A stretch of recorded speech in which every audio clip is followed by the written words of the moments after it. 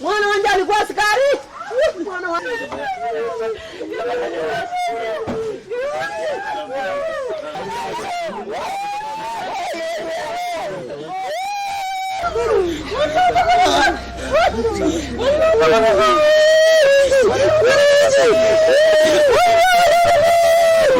Nikamwona amekaa kwa kiti na amebeba Biblia kwa kifua hivi na anatetemeka. Nikamuuliza shida ni nini?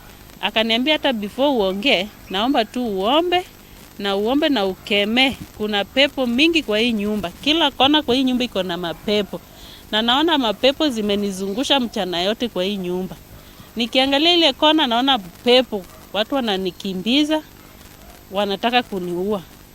Na nikiingia huko kwa bedroom naona wafu wengi tu wamezunguka kwa kitanda yangu. Akaniambia nataka uombe. Na mimi nikaeka mkate yenye nilikuwa nao kwa mkono chini, nikaanza kuomba. Nikaomba nikamaliza. Tukasema amen. Akaniambia hiyo ombi yako haijatosha, endelea kuomba. Nikaanza tena fresh. Nikaomba. Akaniambia hata sasa, hata madha ameomba hapa lakini sijaona ombi yake imefanya chochote. Akaenda tena kwa bedroom na Biblia. Akaanza kutetemeka. Sasa hapo nikasikia naongea na watu wenye mimi sikuelewa naongea ni sababu alikuwa naongea kwa Kilui. Akaniambia kuna kamba nyuma ya jikoni ya madhe, na hizo kamba mwenye amefunga hapo ako na intention mbaya na mimi. Mkimbie mtoe hizo kamba kabisa. Na nasitaki kuona hizo kamba hapo. Hizo kamba zitolewe. Na zisipotolewa kuna shida kwa hii bomu. Kitoko yake watoto wakaniita, kuna kijana aliniita huyo mchukua yangu. Akasema nyanya, Baba Michelle ndio huyo. Nikasema tu ako ni mzima. Kuangalia nimeona kijana yangu akamba jameni.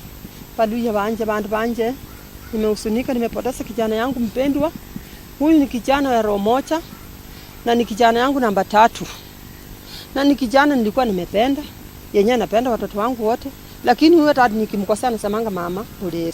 Madeni nimesikia. Maneno hiyo sisi wazee tuitane, tukae mahali tukiwa na chief wetu ama sub chief, tueleze ni kitu gani kwa watoto, kwa sababu watoto wa siku hizi wana madharau, wanasema mambo ya wazee iliisha. Siku hizi tuiko kwa TikTok. Sasa hatuwezi kufanya nini? Hatuwezi kuambia kitu wasikie, na ndio hii inawamaliza. Haimalizi wazee, inamaliza watoto. Na sasa watoto wenye wanatuachia watoto na sisi wazee tumeretire, tutalinda namna gani? Sisi tunaomba jamii ikae chini, tutafute suluhisho. Hatutaki kuongeza shida kwa shida nyingine. Tunataka tutafute nini? Suluhisho. Hii kitendo hata mimi haijanipendeza. Kwa maana alafu sehemu moja Lutoni.